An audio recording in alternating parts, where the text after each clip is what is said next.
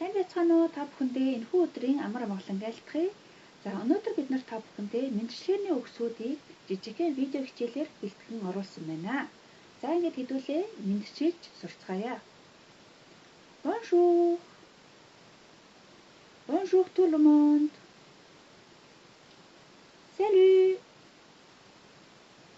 Salut tout le monde. Bonsoir.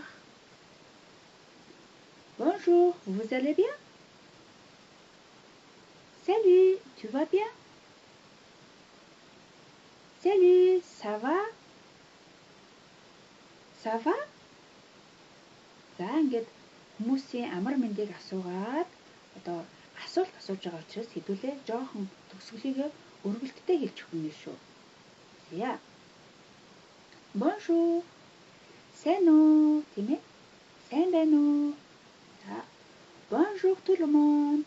За бид нар олон тооны хүмүүстэй нийлжлэхтэй бүгдээрээ сайн байцгаана уу гэдэг тийм ээ. Сайн байцгаана уу? Тэгэхээр bonjour tout le monde гэх юм. За. Salut. За, salut бид нар ихэвчлэн одоо гэр бүлийнхэнтэйгээ найз нөхөд ойр тойрныхоо одоо дотны хүмүүстэй нийлжлэхдээ бид нар salut гэх юм. За, salut tout le monde гэх юм бол мэдээж хэрэг ойр дотныхоо хүмүүстэй одоо мөн одоо олон тооны хүмүүс байгаа тохиолдолд бид нар salut tout le monde гэж мэдчилэх юм. За, bonsoir. Орой минь тийм ээ. Bonjour, vous allez bien? За, сайн уу? Та сайн байна уу? Salut, tu vas bien? За, сайн уу? Чи сайн уу? Чиний ажил сайн уу? Тийм ээ. Salut, ça va? За, сайн уу? Бүх зүйл зүгээр үү? Дайжгүй юу? Тийм ээ. Ça va? За, сайн уу? Дайжгүй юу? Мөн адилхан тийм ээ. За, тэрний дээр бид нар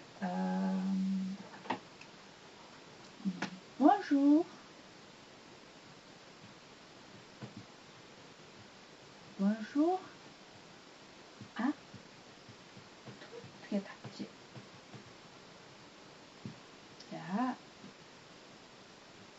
Дараагийнх нь bonjour. Tous гэдэг татчих. За. Энэ хоёр үгэн дээр bonjour à tous гэж байна.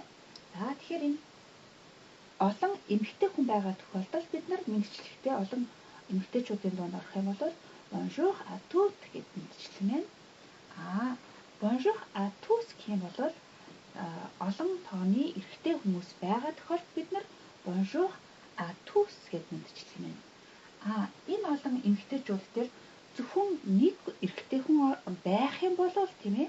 Жишээлбэл 5 эмэгтэй хүн, нэг эрэгтэй хүн сууж байгаа тохиолдолд бид нар bonjour à tous гэж мэдчихэх юм шүү. За тэгэхээр нэг л эрэгтэй хүн орсон тохиолдолд бид нар эрэгтэй эр хүйсэн давмгайлаад бид нар bonjour à tous гэж нэрлэх нь одоо мэдчихэх юм шүү. За үргэлжлүүлээд хэдүүлээ салах үед хэрэглэгдэх үгсүүдийг сурцгаая. За тэгэхээр au revoir. Баяртай тийм ээ.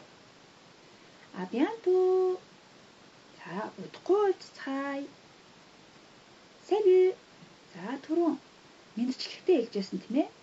Salut, bonsoir гэдэг. За тэгэхээр одоо бид нар одоо баяртай гэж хэлж явах үедээ бас salut, bonsoir гэдэг үгийг хэлж болох нь байна.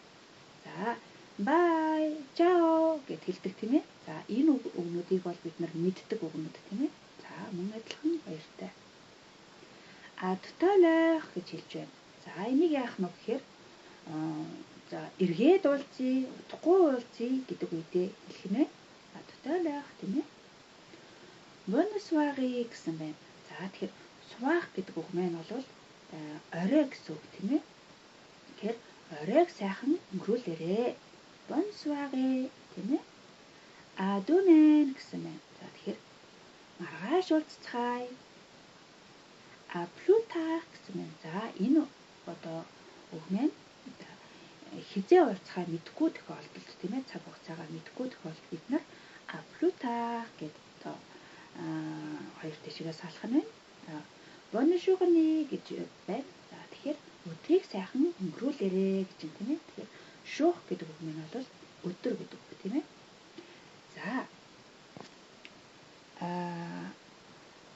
эргээд хэдүүлээ мэдлэг үеийн асуултууд руугаа орж байна. За тэгэхээр бид нэр одоо нийгмийн ажилтнууд тагаа юм уу одоо ингээд уулзах үед одоо энэ үгнүүдийг нэлээд их сонсдог тийм ээ. Comment ça va? Ça va? Comment tu vas? Comment vas-tu? Comment allez-vous? Vous allez bien? За эдгээр нь бүгдээрээ л сайн уу? Та зүгээр үү? Ажил үйлс чинь сайн уу? Тийм ээ. Энэ одоо бүх зүйлүүдийг одоо асуухтаа энэ асуултуудыг энэ өгүүлбэрүүдийг хэлж асуух нь. За тэгэнгүүт нь бид нар эргүүлээд ээлдгээр хариулт өгдөг тийм ээ. За ça va, merci. За зүгээр дайчгүй. Баярлалаа тийм ээ. Ça va, très bien. Très гэдэг бол маш их тийм ээ, маш гэсэн үг. За тэгэхээр зүгээрээ маш сайн байгаа гэж юм тийм ээ. Merci гэдэг бол баярлалаа тийм ээ. Pardon гэж үг байна. За уучлаарай тийм ээ. Уучлаарай тийм ээ. Désolé гэж үг байна бас. Désolé уучлаарай. Ялгаагүй байдлаа уучлаарай. Тэр désolé гэдэг үгэн дээрээ désolé гэд хоёр анзаардсан байна.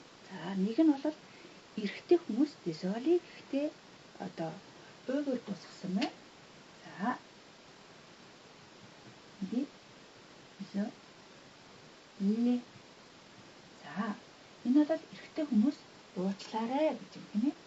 За тэгэхээр эмэгтэй хүмүүс désolé ялгаагүй адилхан désolé гэж хэлж байгаа боловч бичгтээ бид нар яах нь им хүсний одоо бид нар жишээлбэл бичгтээ намайг уучлаарай тийм ээ. Je suis désolé гэдэг je suis désolé гэх хоёр үгтэй бичих юм тийм ээ. За тэгээд эрэгтэй хүмүүс, эр хүсийн хүмүүс бол намайг уучлаарай гэх үедээ je suis désolé гэдэг бичих юм тийм ээ. За ингээд өнөөдрийнхөө хичээлийг энэ хүрээд өндөрлөж байна. Дараагийн хичээлээрээ уулзтлаа. Баярлалаа.